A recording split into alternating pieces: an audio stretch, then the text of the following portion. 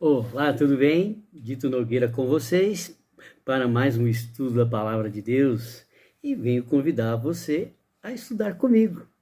Vamos lá? Antes de iniciar o nosso estudo, vamos falar com Deus e pedir sabedoria dos céus? Vamos lá? Senhor nosso Deus, pedimos que o Senhor nos abençoe no estudo da Tua Palavra, nos dando sabedoria e entendimento da Tua Palavra. Em nome de Jesus, amém. Muito obrigado por estar conosco mais uma vez. E já aproveitando, quero pedir que você aí compartilhe o nosso trabalho com seus amigos, parentes e amigos, né?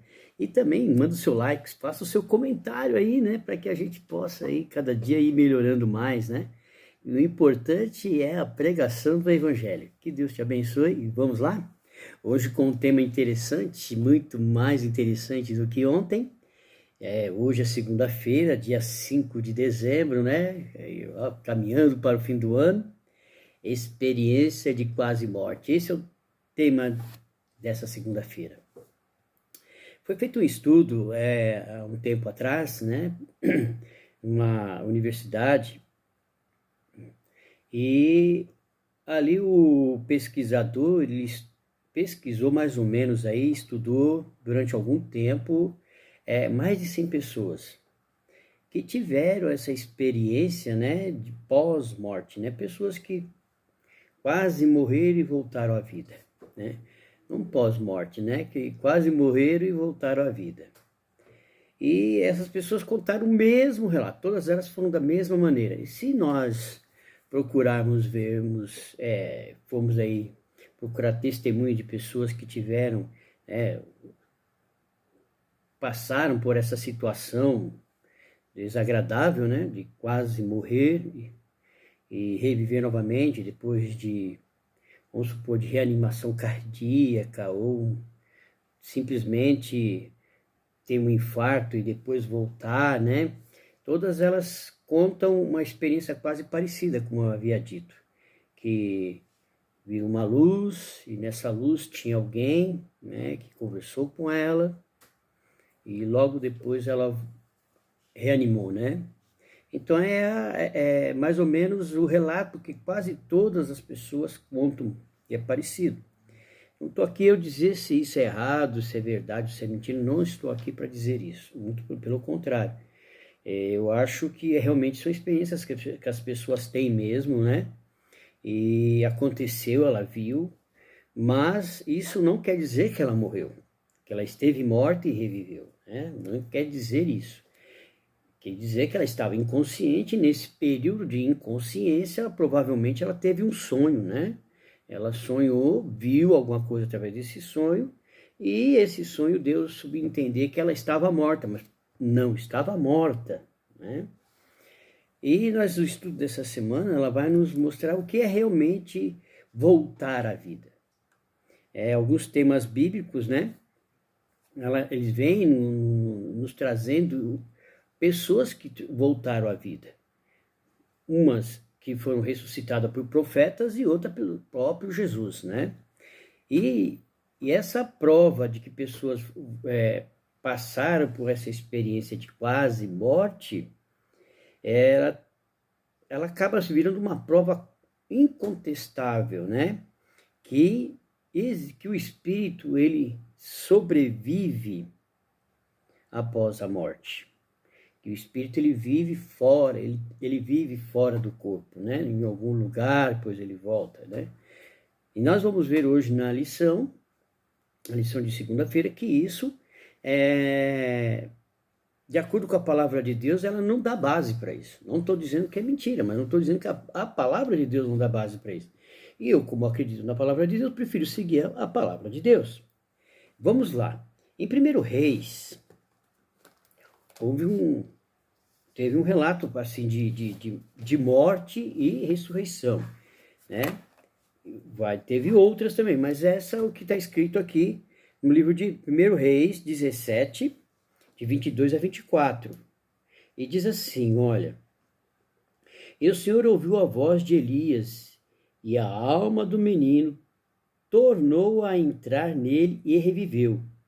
E Elias tomou o menino e o trouxe do quarto à casa e deu à sua mãe, e disse: Elias, vês aí o teu filho, vive, né?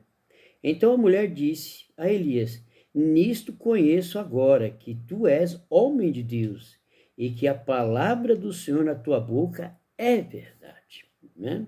O que aconteceu? Elias viu que aquela mulher havia ajudado Elias e como ela só tinha um filho, ela naqueles dias era muito importante a mulher ter filhos. E aí ele era o único filho dela e ela perdeu.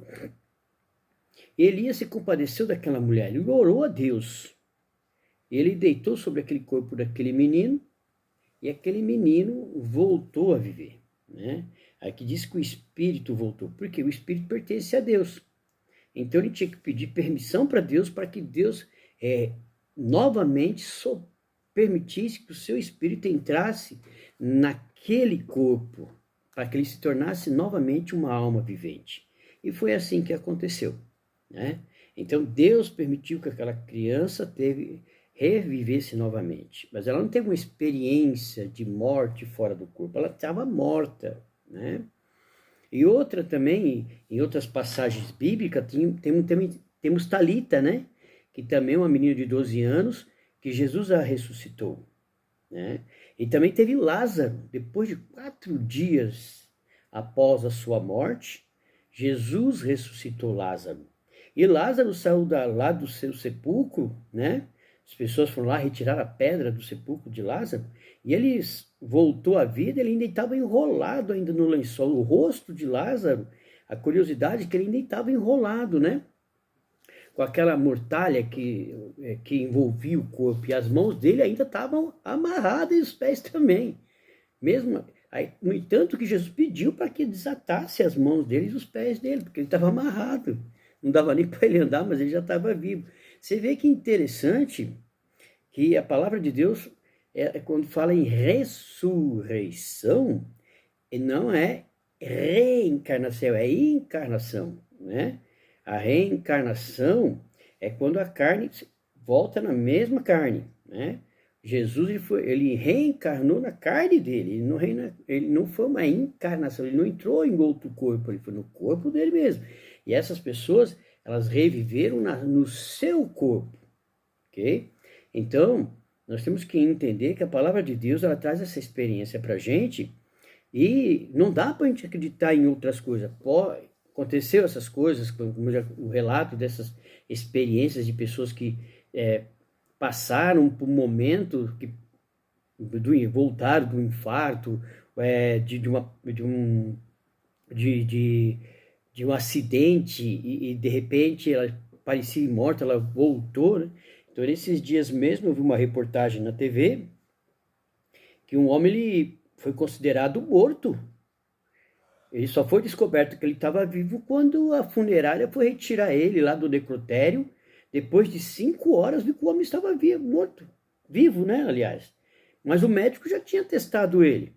E tem uns procedimentos, né, no hospital, que eu já trabalhei, né? Já trabalhei, hoje não trabalho mais.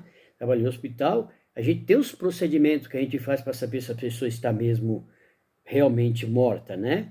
Tem lá o eletrocardiograma, que tem que fazer o eletrocardiograma, os outros testes, né?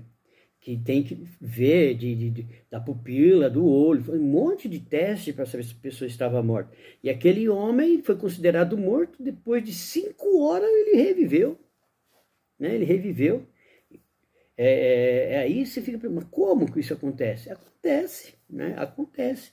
Mas não é que o espírito saiu e voltou, não, ele estava ali ainda, né? Ele estava ali ainda. Então, é isso que a gente tem que entender. A palavra de Deus, ela mostra várias ressurreições, né? Tanto no Antigo Testamento como no Novo Testamento. Então, nós vemos que essas ressurreições, elas voltaram quando Deus permitiu que essas pessoas sobrevivessem, elas voltaram a morrer. Senão, elas não estão por aqui andando nos nossos dias, não. São pessoas que reviveram e morreram. E hoje estão no sono, aguardando a volta de Jesus novamente, né? Elas tiveram a oportunidade de ser ressuscitadas, pois morreram, e agora vão ressuscitar novamente, né? Para viver eternamente com Deus. Então é assim, a palavra de Deus, ela nos traz experiências que o melhor é acreditar naquilo que está escrito, que Deus deixou para a gente. Né? Porque é que nem a lição de domingo, né? No misticismo. A gente não pode confundir, começar a achar que o mundo sobrenatural, aquilo que não é natural, colocar tudo no sobrenatural. Não, a Bíblia ela é racional. É A mais B. Então, tudo que acontece na palavra de Deus, a gente tem que aceitar aquilo que está escrito. Eu não tenho que arrumar brechas na palavra de Deus para provar algumas teorias fantasiosas, né? Essas pessoas, não estou aqui, mais uma vez falo, não estou desmerecendo que essas pessoas passaram. Elas passaram por isso, mas a Bíblia não fala disso como se fosse morte verdadeira e a pessoa voltou à vida. Não. Ela não, na morte, ela não, quando as pessoas estão mortas, elas não têm consciência daquilo que está acontecendo. Não tem consciência. Entendeu? Não tem consciência. Aí é onde a gente cai nas coisas, nas teorias do misticismo. Começar a achar que essas coisas, e isso começa a dar força dentro da igreja, e a gente começa a ver essas coisas, pessoas começarem a comentar esse tipo de coisa. Esse tipo de coisa são experiências particulares, não são no geral. Não é no geral, né? E a gente vê as histórias aqui. O que Deus nos deixou de pessoas que voltaram à vida é o que está escrito na palavra de Deus. Está escrito na palavra de Deus. E a gente tem que crer naquilo que está aqui, escrito para nós, né? Portanto, é crucial nos apegarmos à Bíblia, independentemente das experiências que contradizem a palavra de Deus, né? Sejam essas experiências nossas ou de outras pessoas. Se está contradizendo a palavra de Deus, você tem que escolher a palavra de Deus. E Deus abençoe a todos vocês, fique com Deus e até amanhã.